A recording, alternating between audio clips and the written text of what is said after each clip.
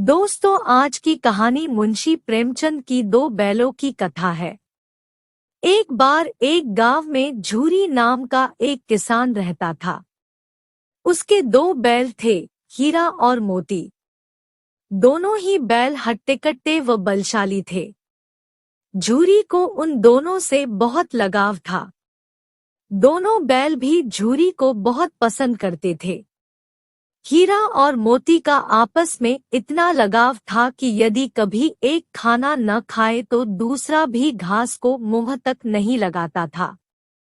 एक दिन की बात है, झूरी की पत्नी का भाई गया दोनों बैलों को अपने साथ ले गया। दोनों बैल इस बात से हैरान थे कि उन्हें गया के हवाले क्यों किया गया है। शाम होने तक दोनों नए घर व नए लोगों के बीच में थे, लेकिन उन्हें वहां सब बेगाना लग रहा था। रात को जब सभी सो रहे थे तो दोनों रस्सी तोड़कर झूरी के यहाँ भाग खड़े हुए। सुबह सवेरे ही जब झूरी ने उन्हें अपने यहाँ देखा तो दौड़कर गले से लगा लिया। ये सब देखकर झूरी की पत्नी बिल्कुल खुश नहीं थी। उसने दोनों को खूब खरी खोटी सुनाई और यह निश्चय किया कि दोनों को खाने में केवल सूखा भूसा ही मिलेगा। अगले दिन गया फिर आकर दोनों बैलों को अपने साथ ले गया। गया पिछले कल की घटना से बेहद क्रोधित था, इसलिए उसने वहां भी दोनों को खाने के लिए सूखा भूसा ही दिया। किसी तरह रात कटी और सुबह दोनों को हल जोतने के लिए खेतों में ले जाया गया। हालांकि दोनों ने जैसे एक कदम भी न उठाने की कसम खा रखी थी। दोनों की खूब पिटाई हुई। रात को खाने में फिर भूसा मिला। दोनों निराश खड़े थे कि तभी वहां एक छोटी सी लड़की आई और दोनों को एक एक रोटी खिलाकर चली गई। एक एक रोटी से दोनों का पेट तो नहीं भरा, लेकिन उनके दिल को सुकून जरूर मिल गया था। पता चला कि उस लड़की की सगी माँ के मरने के बाद वह सौतेली माँ के पास रहती थी। उसकी सौतेली माँ उसे मारती रहती थी। शायद यही वजह थी कि उसे बैलों के लिए अपनापन था। दोनों उस छोटी लड़की के बारे में सोचकर चुपचाप अपना समय बिताने लगे। एक रात दोनों ने सलाह करी कि वे दोनों गले में बंधी रस्सी को चबा कर तोड़ देंगे और वहां से भाग जाएंगे।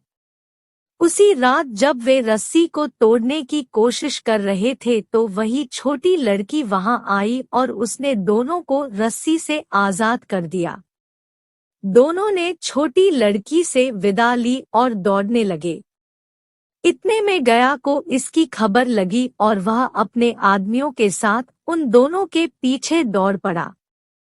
हीरा और मोती इतना तेज भागे कि उन्हें अपने घर का रास्ता भी याद न रहा।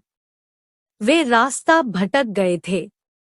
दोनों को भागते भागते भूख भी लग पड़ी थी। रास्ते में मटर का एक खेत था। दोनों ने वहां जाकर जमकर मटर खाए। अभी दोनों खेत में चर ही रहे थे कि वहां एक सांड आ धमका। दोनों ने हिम्मत दिखाकर उसे वहां से खदेड़ दिया। इतने में मटर के खेत के सेवक हाथों में डंडा लिए आ पहुंचे। हीरा के पास भागने का मौका था, लेकिन जब उसने देखा कि सेवकों ने मोती को पकड़ लिया है तो वह लौट गया। दोनों बैलों को पकड़कर मवेशी खाने में बंद कर दिया गया। उस मवेशी खाने में बहुत से जानवर कैद थे। वहां कई बकरियां, घोड़े, भैंसे, गधे बंधे थे, लेकिन किसी को भी खाने को कुछ नहीं दिया जाता था। इस वजह से सभी जानवर कमजोरी के कारण जमीन पर बेजान पड़े हुए थे। जब पूरा दिन बीत जाने पर भी खाने को कुछ न मिला तो हीरा के सब्र का बांध टूट गया। उसने बाड़े की कच्ची दीवार पर जोर से अपने सींग गड़ा दिए। इससे मिट्टी का एक टुकड़ा निकल आया। यह देखकर हीरा को हिम्मत मिली और वह दौड़ दौड़ कर अपने सींगों से दीवार की मिट्टी गिराने लगा। तभी मवेशी खाने का चौकीदार हाथ में लालटेन लिए जानवरों की हाजिरी लगाने आ पहुंचा। हीरा की करतूत देखकर उसने उसकी डंडे से पिटाई शुरू कर दी और उसे मोटी रस्सी से बांधकर वहां से चला गया। हीरा ने मोती से कहा, आज अगर यह दीवार गिर जाती तो यहाँ बंधे हुए कितने ही जानवर आजाद हो पाते। यदि ये थोड़े दिन और यहाँ रुके तो कमजोरी से इनका मरना निश्चित है। यह सुनकर मोती बोला, अगर ऐसी बात है तो मैं भी जोर लगाता हूँ। ऐसा कहते ही मोती ने दीवार में उसी जगह वार किया और लगभग 2 घंटों की कड़ी मेहनत से दीवार को तोड़कर गिरा दिया।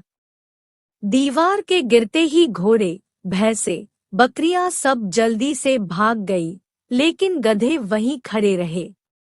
लाख मनाने पर भी गधे अपने डर की वजह से वहीं खड़े रहे। उधर मोती अपने दोस्त हीरा की रस्सी को तोड़ने की पूरी कोशिश करता रहा। अब जब सुबह होने वाली थी तो हीरा ने मोती से कहा, दोस्त, मुझे नहीं लगता कि आज यह रस्सी टूटेगी। तुम यहाँ से भाग जाओ, वरना सबको पता चल जाएगा कि यह सब तुमने ही किया है। मुझे यहीं छोड़कर तुम चले जाओ। यह सुनकर मोती की आंखों में आंसू आ गए। वह हीरा से बोला, मित्र, मैं इतना स्वार्थी नहीं हूँ कि मुश्किल के इस समय में तुम्हें छोड़कर चला जाऊं। मैं मरते दम तक तुम्हारे साथ ही रहूंगा। मुझे हर अपराध की सजा स्वीकार है। कम से कम इन जानवरों की जान बचाने का आशीर्वाद तो मिलेगा। इतना कहकर मोती ने गधों को सींग मारकर बाड़े से भगा दिया और स्वयं हीरा के पास आकर सो गया। सुबह होते ही चौकीदार, मुंशी व अन्य सेवकों को जब इसकी भनक लगी तो मोती की खूब मरम्मत हुई और उसे भी मोटी रस्सी से बांध दिया गया। लगभग 1 हफ्ते तक दोनों वहीं बंधे रहे, लेकिन उन्हें खाने को कुछ नसीब नहीं हुआ। उन्हें केवल पानी ही पिलाया जाता। दोनों की हड्डियां निकल आई थी। एक दिन बाड़े के सामने उनकी नीलामी शुरू हुई, लेकिन वो दोनों इतने कमजोर थे कि उन्हें खरीदने के लिए कोई तैयार नहीं था। तभी एक आदमी सामने आया और दोनों बैलों को टटोलने लगा। मुंशी से कुछ मोल भाव करने के बाद वह उन दोनों को लेकर चल पड़ा। दोनों बैलों की नीलामी हो चुकी थी। हीरा और मोती दोनों डरे हुए थे। उनसे चला भी नहीं जा रहा था, लेकिन डंडे के डर से बेचारे उस आदमी के साथ साथ चलने लगे। सहसा दोनों को महसूस हुआ कि यह वही रास्ता है जहां से गया उन्हें ले गया था। वही खेत, वही रास्ता और वही कुआं तो है जहां पर वे हल जोतने आया करते थे। अब उनकी सारी थकान दूर होने लगी और वह दोनों तेज तेज चलने लगे। जैसे ही उन्हें अपना घर और अपने बांधे जाने के जगह दिखाई दी, दोनों भागकर उस ओर चल दिए। द्वार पर झूरी बैठा हुआ था। जैसे ही उसने दोनों बैलों को देखा, उसने उन्हें गले लगा लिया। दोनों बैलों की आंखों में आंसू आ गए। तभी वह आदमी वहां बैलों के पीछे पीछे पहुंच गया और उसने दोनों बैलों की रस्सियां पकड़ ली। झूरी बोला, ये मेरे बैल हैं।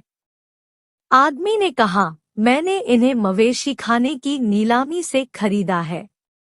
झूरी तपाक से बोला, मेरे बैलों को बेचने का हक किसी को नहीं है। अगर मैं इन्हें बेचूंगा तभी ये बिकेंगे। आदमी ने जवाब दिया, मैं थाने में जाकर रपट दर्ज करवाता हूँ। झूरी बोला, ये मेरे बैल हैं।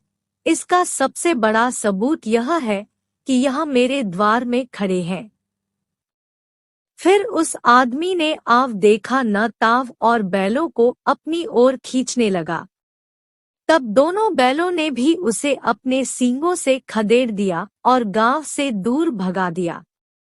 इतनी देर में दोनों बैलों के लिए भूसा, दाना और चारा भर दिया गया। हीरा और मोती दोनों मिलकर चारा खाने लगे। झूरी साथ में खड़ा उन्हें सहला रहा था। तभी झूरी की पत्नी भी अंदर से आई और उसने दोनों बैलों के माथे चूम लिए और खूब प्यार दिया। इस कहानी से हमें दो बातें सीखने को मिलती है। पहली यह कि हमें अपनी स्वाधीनता के लिए अपने अंतिम समय तक संघर्ष करते रहना चाहिए। दूसरी सीख यह मिलती है कि हमारे जीवन में चाहे कितनी भी मुश्किलें क्यों न आए, लेकिन सच्चे दोस्त हमेशा साथ निभाते हैं। दोस्तों, अगर आपको ये कहानी पसंद आई तो कहानी को लाइक करिए, चैनल को सब्सक्राइब करें और बेल आइकन को दबाएं।